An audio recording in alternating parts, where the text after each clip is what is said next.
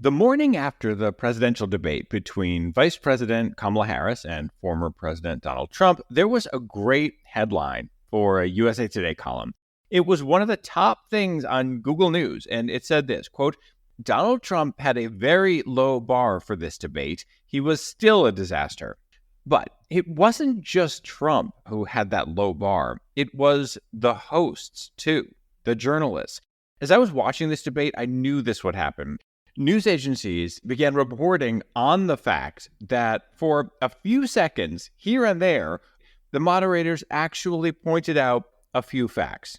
Here's a headline from the New York Times, quote, ABC's matter-of-fact moderators built factual guardrails around Trump. No, they didn't. To use that analogy, he was swerving all over the highway, driving the wrong direction, in circles, crashing into the guardrails the whole time. And there was another headline that said one of the moderators, quote, brutally fact-checked Trump. No. If a few seconds devoted to pointing out that Trump just said something false, if that is brutal, then what's the adjective for this podcast, where I'm all about actual fact-checking? Providing truth is the only job of journalism, not sitting there and then once in a while pointing out a lie. It was good to see at least something being done, yes, but the fact that it's considered news, this thing to celebrate when a journalist or two journalists actually do the job of journalism momentarily, that in and of itself shows the low bar. It shows what a disaster these public spectacles are for truth. We need to dig into this today, and we will. Plus, there was a moment I'll point to in which the hosts themselves said something false in the process of asking Kamala Harris a question. They described something that just did not happen. Here's the moment I'm referring to. But my question to you tonight is, why did the administration wait until 6 months before the election to act? Also today, so many of you have been writing to me about the terrible language that the media used after Hamas slaughtered 6 Israeli hostages. Unfortunately, it's not surprising that there was so much bad reporting, but something I'll say about this will surprise you. There was a moment along the way in which some of that language was briefly accurate. I'll explain why, but the critics are still right. Also, while those descriptions got a lot of attention, there is a much bigger problem with the way that the media has been covering this.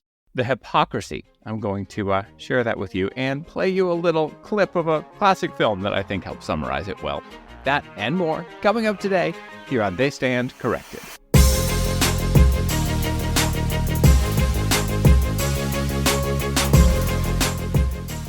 Hello and welcome. I'm Josh Levs. This is my podcast, They Stand Corrected, which fact-checks the news and digs into the systemic problems in the media that make media failures keep happening. This week is a little different. If you've been listening to this show, you know I specifically avoid hot takes. It's a decision that I made when I launched this show.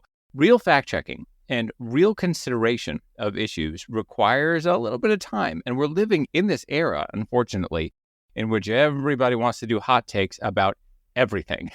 And most of those hot takes are useless. Often they make it even worse because people are jumping in with opinions before they have facts. This show usually comes out on Wednesday mornings. This week, the first debate between Vice President Harris and former President Trump was scheduled to take place on Tuesday. I don't rush to do hot takes, but I also did not want to wait more than a whole week to share some responses to the role of journalism in what we saw and the coverage. So we delayed the episode this week by a day. Here's a little piece of what I want to talk to you about. In Springfield, they're eating the dogs, the people that came in. They're eating the cats. They're eating the pets of the people that live there. And this is what's happening in our country. Trump spouting crazy lies at the debate, in this case about his favorite topic, immigrants. When moderator David Muir spoke, he said this. I just want to clarify here. You bring up Springfield, Ohio, and ABC News did reach out to the city manager there. He told us there have been no credible reports of specific claims of pets being harmed, injured, or abused by individuals within the immigrant community. Well, I've seen people on television. Let me just say here, this is the people on television say my dog was taken and used for food. So maybe he said that, and maybe that's a good thing to say for a city manager. I'm not taking this from television. But the people I'm on taking it from television the city saying their manager. dog was eaten by the people that went there. Again, the Springfield city manager says there's no evidence of that. Okay, that is extremely elementary fact-checking. But the way the media is treating it, you would think that this was some sort of revelation, that journalists can actually mention facts. Here's a piece of the New York Times report that I mentioned at the top, praising the moderators. Signaled a shift, for an evening at least, in the balance of power between Mr. Trump and the many journalists who have struggled or stopped trying to construct factual guardrails around the bombardment of baseless claims that he regularly unleashes on live TV. Using calm and authoritative tones, Mr. Muir and Ms. Davis offered a model for real-time fact-checking that has been absent from many recent presidential debates. No. Trump lied incessantly, and virtually all his lies were not corrected. That's how debates are designed. To call this a model of anything is to ignore the crucial role of journalism in society. I explained this in a previous episode. Debates are arson for truth. A journalist at a presidential debate is the equivalent of a firefighter going up on stage and then inviting people up onto the stage with kindling and firewood to start fires while the firefighter just stands there. Or in this case, after a while, a firefighter takes a tiny little fire extinguisher and puts out 1 square inch of the fire. I had an op-ed published in the Atlanta Journal-Constitution on the morning of this debate. Georgia is probably going to be the showdown state in the fight for democracy yet again. In that column, I said that even if the moderators fact-checked a few individual claims, it would still be inadequate to extinguish the flames engulfing Trump's pants. And that is what happened. By the way, I also said that Harris would probably say some things that are inaccurate, but nothing like the onslaught of lies that Trump unleashes. It would be both sidesism to pretend otherwise. Back to this New York Times piece. Listen to what this piece says next. Mr. Trump's apocalyptic portrait of an America besieged by migrant crime was met by Mr. Muir's polite reply, "As you know, the FBI says overall violent crime is coming down in this country. They didn't include the cities with the worst crime. It was a fraud," Mr. Trump retorted. You know what happened after Trump said that they didn't include those cities and it was a fraud? Nothing. No one fact-checked that. Here's another example. And you can look at the governor of West Virginia, the previous governor of West Virginia, not the current governor, who's doing an excellent job, but the governor before. He said the baby will be born and we will decide what to do with the baby. In other words, we'll execute the baby. Then he went into more nonsense, and then moderator Lindsay Davis said this. There is no state in this country where it is legal to kill a baby after it's born. Madam Vice President, I want to get your response to President Trump. Well, as I said, you're going to hear a bunch of lies. But that didn't actually tackle what Trump was claiming, which is this idea that a Democratic governor had supported this horrific thing. By the way, later on, instead of saying West Virginia, he said Virginia. I had already fact-checked this after Trump said it in that disastrous debate against President Biden. Just scroll back in your feed to episode 13, and I will also link to it in the newsletter. The moderators could easily have been prepared for this one and said, no, that has been debunked. Even just a mention, it would have been something. One more thing on this. The outright hypocrisy that went ignored again. Here is another section of Trump's nonsensical ranting. Biden doesn't go after people because supposedly China paid him millions of dollars. He's afraid to do it. Between him and his son, they get all this money from Ukraine. They get all this money from all of these different countries. And then you wonder, why is he so loyal to this one, that one, Ukraine, China? Why is he? Why did he get $3.5 million from the mayor of Moscow's wife? After this rant, the moderators cut to a commercial and then brought back both candidates for closing statements.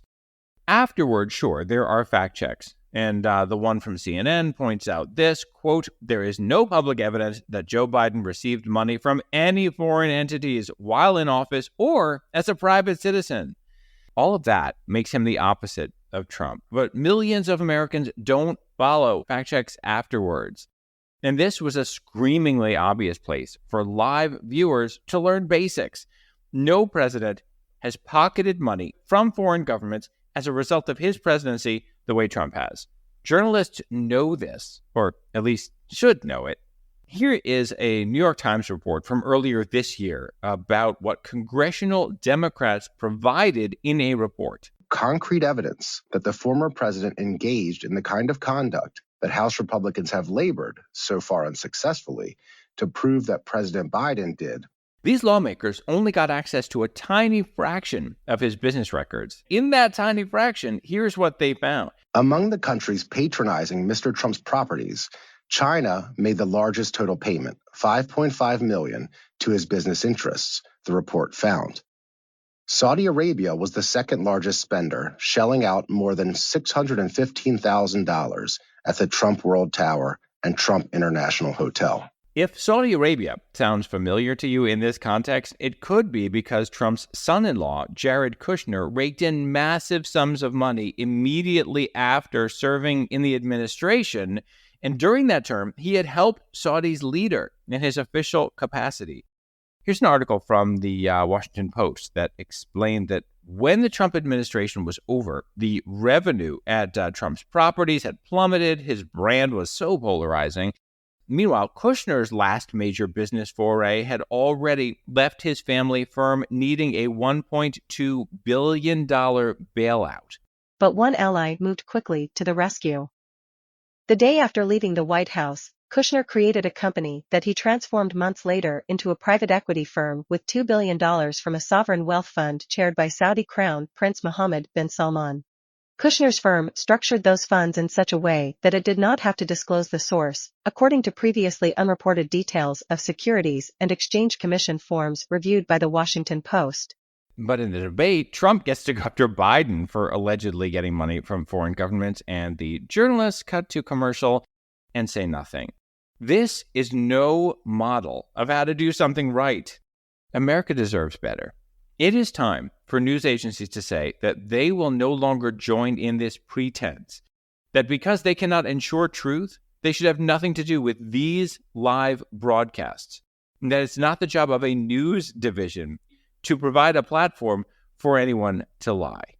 That statement itself would be a sea change in our society if news agencies would acknowledge this is not journalism and stop giving it this false sheen of journalism and only fact check afterward.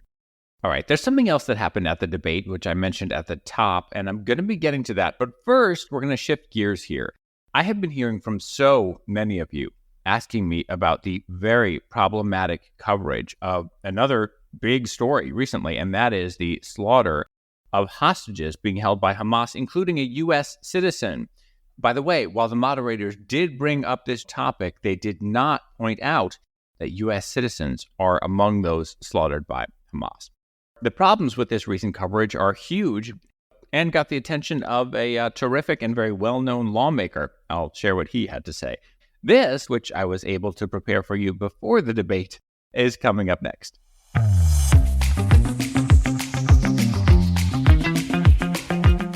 This week is different. We're banging out this episode after the debate, so no sponsor break, but you can help make up for that, and we could use your help. So here's the deal. Thanks to my brilliant web designer, Nancy, there is now a way that you can contribute anything to the expenses of this podcast. Like, let's say you listen and you're like, that guy Josh and his producer, I'd buy them lunch or coffee, or if they were doing this on the street corner trying to give people facts, I'd toss a 10 in there. Anyway, if you look at my website, joshlevs.com, just click on the podcast and you will see support the show. There's this little PayPal button where you can click and make any kind of contribution you want. If you're using an app to listen to this show, you can just click on the show notes and you'll see a link right there. So if you think the 11 plus hours of content that I've already given you so far, just in the last several months, is worth, $11, then go jump over there. Every time we hear from any of you, it means so much. Recently, Hamas slaughtered 6 hostages 11 months after they were taken into captivity in the October 7th terrorist massacres in Israel. One of these 6 was an American citizen, Hersh Goldberg Polin. I played you sound from his parents in a recent episode. When the news of this broke, there were alerts that popped up from the big news agencies saying that he died. Here's one from CNN. Quote, Israeli-American hostage Hersh Goldberg Polin has died, his family says in a statement released by the Ministry of Foreign Affairs. I heard about this immediately from so many listeners, and one of the most prominent critics out there is this great representative in Congress, Richie Torres of New York. He tweeted about this. He wrote, quote, "Newsflash for the media. Hostages like Hersh Goldberg Poland did not just die. They were murdered by Hamas." Richie and other critics have an important point. And if you've been listening to this show, you know I point out the media fails basic journalistic standards when it comes to Israel all the time. In this particular case, there was a moment in which that was briefly the right language. You might be like, wait, what? But this guy criticizes the media. Here's the thing. In order to fix the systemic biases in the media, we have to understand how the media works. Here's what happened. The Israeli Foreign Ministry statement said this, quote, "With broken hearts, the Goldberg Poland family is devastated to announce the death of their beloved son and brother Hersh. The family thanks you all for your love and support and asks for privacy at this time." All right, now when you hear that, you can assume that evil Hamas terrorists killed him, but that would be an assumption, and the media has to stick with the facts. There is the slightest possibility that there could also have been something else happen. For example, in every war, there are friendly fire deaths, sometimes in the process of trying to save someone. That didn't happen here, and I'm not saying it did. I'm just saying when that statement said the death of, technically, at that moment, that's all they could say. But it was not long after that stronger depictions came in, making clear that these hostages, including Hersh, were brutally slaughtered. Everything should have been updated right away. A listener sent me this from the New York Times. The Times said, Hersh Goldberg Poland, quote, "died in captivity, President Biden announced." All right, so they were not citing a statement from the Ministry of Foreign Affairs. They were citing President Biden. So I went and looked at what President Biden's statement actually said. Here it is, quote, "Earlier today, in a tunnel under the city of Rafah, Israeli forces recovered 6 bodies of hostages held by Hamas. We have now confirmed that one of the hostages killed by these vicious Hamas terrorists was an American citizen, Hersh Goldberg Poland. I am devastated and outraged. Hersh was among the innocents brutally attacked while attending a music festival for peace in Israel on October 7th. He lost his arm helping friends and strangers during Hamas's savage massacre. He had just turned 23. The statement goes on from there. How the hell do you go from that to died in captivity? I was wondering if there was some other statement Biden made before that maybe the New York Times had seen. So I asked them, but I have not heard back. But it will be no surprise at all coming from the Times if they took this statement and watered it all the way down to died in captivity. The New York Times is deeply institutionally biased against Israel. I've reported about this a lot here. I canceled my subscription last year. The last straw for me was when they rehired a quote-unquote journalist in Gaza who openly praises Hitler. They also ran an op-ed from a Hamas guy. But, by the way, I can still access any article there for free in full. And there's an extremely good chance that you can too. I have explained how to paid subscribers on my newsletter. You can get that. You look at the show notes, you'll see a link to the newsletter, and it's up on my website, joshlevs.com, JOSHLEVS.com. You'll see how you can go from being a free subscriber to a paid subscriber and get that exclusive content and save money by not giving your hard-earned dollars to news agencies that are biased and failing you in their basic mission. All right, back to the anti-Israel disaster that is the New York Times. And for all these news agencies, including CNN, as soon as more information was available about what actually happened there, every agency should have updated its alerts, its headlines, its tweets, all these things. President Biden saying an American was killed by vicious Hamas terrorists, those words alone scream headline. But the mainstream media won't play that up because they're like Pavlov. They've been conditioned. They've been trained over years and years, over decades. I encourage you to go back and listen to the first couple episodes of this show in which I explained that their entire thinking is based on lies. Because of this conditioning, anything that Israel ever does or allegedly does, in mainstream newsrooms, they immediately blame Israel and paint it in the worst possible light. And anything that anyone ever does in the name of being Palestinian, they immediately sanitize and paint in the best possible light. When it comes to this language, though, there's one more quirk here that you should know, and that's this. Traditionally, there was, and for some people there still is, this guiding belief in journalism that killing is an act, but murder is a charge. So you use the term murder when there's some sort of legal determination that it was a murder. But news agencies don't follow that, at least don't follow it consistently anymore. Big news agencies have been using the word murdered in other cases, but avoiding it here. I looked at NPR, for example. That's my other old stomping ground. My background includes 10 years on NPR, 10 at CNN. When I searched for stories that had been on the air at NPR with the word murdered, nothing pulled up about Israeli hostages. But they've reported on murdered activists in parts of the world, murdered journalists, a doctor in India who was raped and murdered last month. Here's a story earlier this year. The kidnapping of 6 sisters and the subsequent murder of one of them has seized the headlines in Nigeria. They also used the term murdered just a few weeks ago when reporting on the death of a gay Palestinian named Ahmad Abu Markia, who was killed by another Palestinian. The murder took place around sunset, according to investigators. 2 young men were drinking tea on a balcony in the ancient city of Hebron when one was stabbed and posthumously beheaded. The other was arrested, covered in blood. There, suddenly the term murder is okay to use. He, by the way, had gone to Israel, which let him stay, as it does for tons of LGBTQ plus Palestinians. Apparently, he went back to the West Bank because someone there was blackmailing him. Here is the father of the murderer speaking through a translator and then the NPR reporter again. Oh, and the murderer's name is Anas. The Israeli media provided us with a free service and broadcast reports that the boy was gay. Within 24 hours, the entire public opinion flipped from being against Anas to being with Anas. The pressure let up on us a lot as a family. He let out a little laugh. A little laugh over his son having murdered a gay Palestinian and the public supporting his son for that murder. Anyway, there, NPR used the term murdered, but not when Hamas murdered the Israeli hostages. By the way, Richie Torres, in his tweet, cited other examples about the media. He referred to certain hostages whom Israel did manage to get out. He said they were not released, they were rescued by Israel. He also referred to an attack in Israel's north that killed 12 Druze children while they were playing soccer.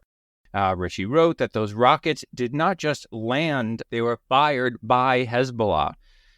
That's a Palestinian terrorist group in Lebanon. He wrote, words matter because the truth matters. A listener who goes by the Instagram handle Gabe Draws, he made a sticker of that. Very cool. All this is bad, but something worse has been going on in this coverage, and that is the entire framing. I've never seen any country blamed by the media for its own hostages being killed. The vast majority of reports that I've seen focused on Israelis being mad at their prime minister for not getting a hostage deal done. Here's just one example, NBC News. Night after night, Israelis taking to the streets demanding their prime minister make the concessions needed to reach a hostage deal. The media is having a field day with this angle. And the protests in favor of getting a hostage deal should be covered, absolutely. But as I always say on this show, truth requires 2 things, facts plus context. Crucial context for this is that it shows the extent to which Israelis value life, every life, of every citizen, of every background and faith and age and everything. This is about Israelis in support of doing something that the United States insists it never does, negotiating with terrorists. This is the story. And the media is just not pointing this out. The media is acting like it's somehow so obvious that Prime Minister Benjamin Netanyahu should have gotten a hostage deal done. Meanwhile, it's Hamas that keeps turning down every deal, and Hamas is a death cult with no interest in ending this. This is the same media that usually supports the principle of not negotiating with terrorists. Here's CNN last year when the United States got some hostages released from Iran. So Iran is one of the only 4 countries the U.S. government officially designates as a state sponsor of terrorism. I know the U.S. does not negotiate with terrorists, but this negotiation was done through a third party. Is it Switzerland who did the negotiation? It was right, through our Swiss representative. That's right. And here's PBS speaking with U.S. Ambassador Linda Thomas Greenfield. They were asking whether Somali President Hassan Sheikh should negotiate with the Islamist terrorist group Al-Shabaab. She said he wants to get rid of them. We have designated them as terrorists. We would not be asked in the United States to negotiate with terrorists. Al-Shabaab is responsible for the deaths of thousands upon thousands of Somalis. It is responsible for this country being in the situation that it's in right now. The media treats that as a legitimate answer, but not when it comes to Israel. There suddenly it's, oh, how dare Israel not have given up more by now? The fact has not changed. It has always been up to Hamas and the people of Gaza to end this. They can end this war at any time by returning the hostages and ending the terrorism. Many people in Israel are angry that there has not been a hostage deal by now. The U.S. media, every time it talks about this, should be pointing out that this kind of negotiating is something that the United States insists it will not do. I've told you before that on MSNBC, Joy Reid is as hypocritical as it gets. She is basically the leader there of the big lie of the left, which is this imaginary big bad Israel. And she goes against all of her other alleged values if it's an opportunity to slam Israel. Here she is recently complaining about Israel yet again. They killed their negotiating partner. They went into Iran's territory and killed the guy that we're supposedly negotiating a peace deal with, the non-militant Hamas leader that they killed, and are now seen to be opening up a second front with Lebanon. Everything is wrong with what she said there. The guy she's referring to was a Hamas leader, an orchestrator of what the terrorist group does. They don't have non-militant leaders. And Iran launched this war against Israel through its proxies, Hamas and Hezbollah in Lebanon, also the Houthis in Yemen, and Iran has been attacking U.S. troops as well.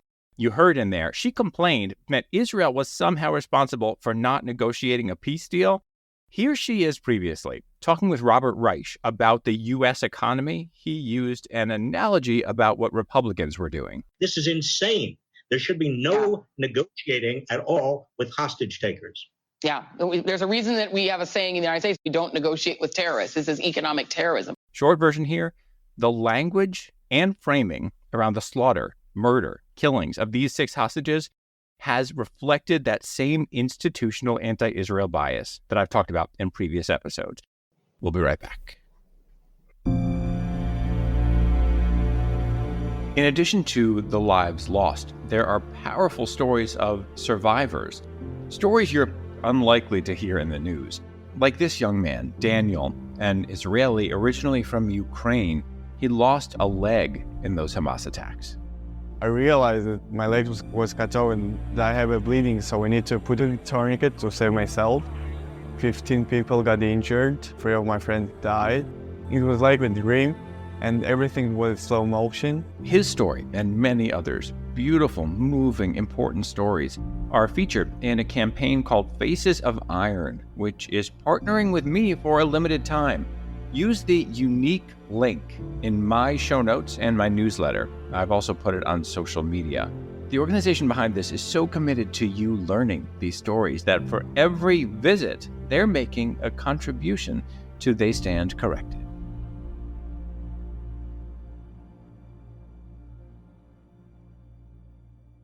Circling back now quickly to the debate, I have one more note on it for you.